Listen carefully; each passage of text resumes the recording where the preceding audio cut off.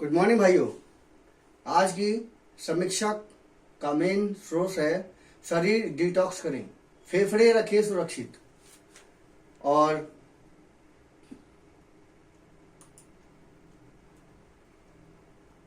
प्रदूषण से high attack का खतरा। प्रदूषण जो कि इस वक्त सांस लेने में दिक्कत का सामना कर रहा है, कई फेफड़े जैसी समस्याओं का सामना इस वक्त खतरनाक रूप से हो रहा है। ये हानिकारक कण खून में घुलकर पूरे बॉडी को पूरी तरह से डिटॉक्स कर देते हैं। इससे हार्ट अटैक जैसी समस्याएं, कैंसर जैसी समस्याओं का खतरा बन जा रहा है और इससे आंखों की रोशनी पर भी इसका हानिकारक प्रभाव पड़ रहा है। इसका कैसे ध्यान रखें? बच्चे, गर्भवती महिलाएं और स्तनपान वाली महिलाएं, इनसे बच के रहें। और जिनको शुगर, रक्तचाप और ब्लड प्रेशर है, इन सब ये हार्ट अटैक और किडनी जैसे कैंसर और इससे भी निमोनिया जैसे होने वाले रोगों में ये लोग काफ़ी ज़्यादा ये रोगी ज़्यादा ही बच के रहें। गर्भवती पर विशेष ख्याल। गर्भवती को प्रदूषण से विशेष रूप से बचने की जरूरत है। लंबे समय तक एक वेंटिलेटर पर रहने वाले मरीज को सतर्क रहने चाहिए। COPD के मरीज के फेफड़े कमजोर होते हैं। ऐसे लोगों को प्रदूषण से बचने का प्रभाव में नहीं आना चाहिए, सीधे बचने के प्रभाव से में नहीं आना चाहिए। घर में 100 गुना अधिक हो जाता है प्रदूषण तत्व। जिन घरों में इंडोर प्रदूषण के कारक मौजूद हैं उन घरों में धुएं से उत्पन्न महीन कण स्वीकृत सीमा से 100 गुना अधिक हो जाते हैं।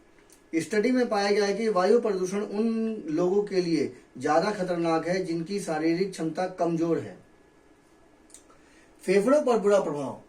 वायु में मौजूद PM10, PM2.5 और PM1 जैसे सूक्ष्म कण फेफड़ों में पहुंचकर सूजन, फाइब्रोसिस और संक्रमण का कारण बनते हैं। इससे शरीर के अंगों में ऑक्सीजन की कमी हो सकती है।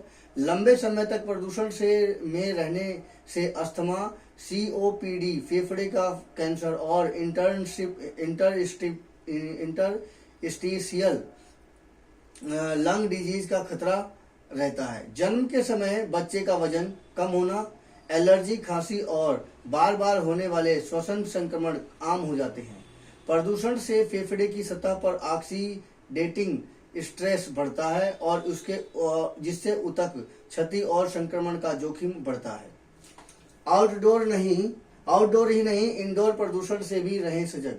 घरों को गर्म करने के लिए और खाना पकाने के लिए लोग अलावा चूल्हे का इस्तेमाल करते हैं। यह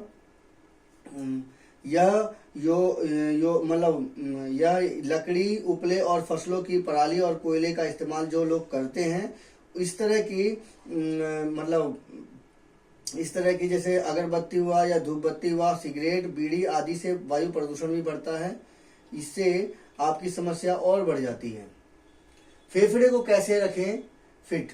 प्रदूषण में व्यायाम, योग करें। प्रदूषण में जो रक्तचाप को कंट्रोल करने के लिए व्यायाम और योग करें। स्ट्रेचिंग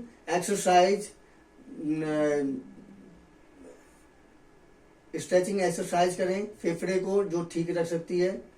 पौष्टिक और सगुण पदार्थों का सेवन करें। बासी भोजन ना करें। गर्म पानी, भाप लें, इससे गले में संक्रमण से राहत मिलती है। सांस रोगी इनहेलर आदि दवाएं आदि बंद ना करें। सांस लेने में जो रोगी होते हैं, सांस लेने वाले, वो इनहेलर आदि दवाइयों का सेवन बंद ना करें। समय पर डॉक्टर को दिखाएं।